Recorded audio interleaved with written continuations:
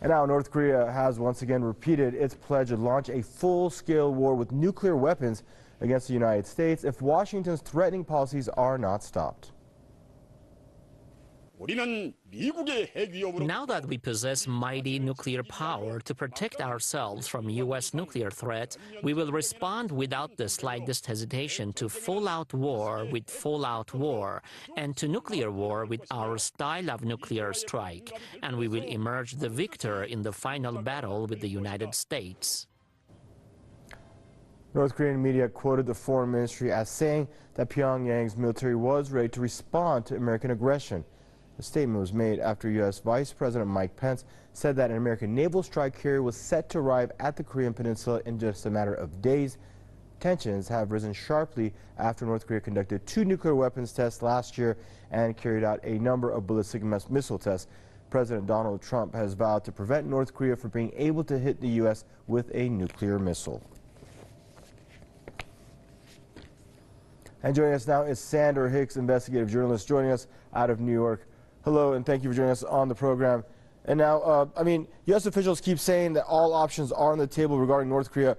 What exactly are those options? Well, unfortunately, the U.S. is implying that it would use nuclear weapons. The United States is the only country in history to actually use nuclear weapons. We saw that in Hiroshima and Nagasaki. And even Hillary Clinton said all options were on the table. So this is a euphemism for militarists' United States rhetoric that basically implies that they are considering nuclear weapons, even possibly considering a first strike. And is it really foreseeable? I mean, could you actually see a war breaking out on the Korean Peninsula as escalations? I mean, the escalation of this. Go ahead. Yeah,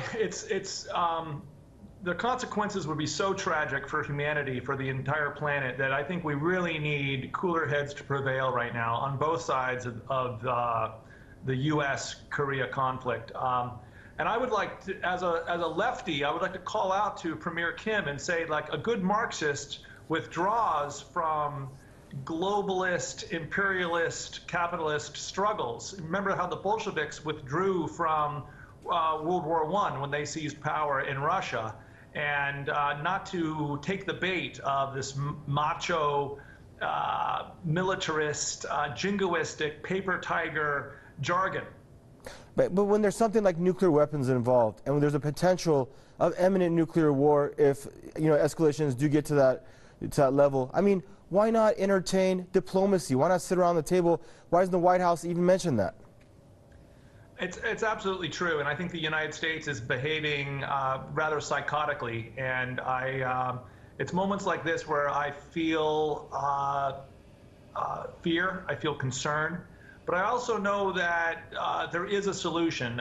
More interfaith understanding, more spiritual connections. These kinds of things erase borders, and so that was the great Marxist project that Kim should realize, that the great idea with Marxism is that there could be a way to overcome nationalism and rivalries, these insane rivalries. And I think the arms race is only an expression of a capitalistic, competitive insanity. And so I know North Korea has developed a nuclear weapon, so that, remember, look at their rhetoric. They're not threatening a first strike.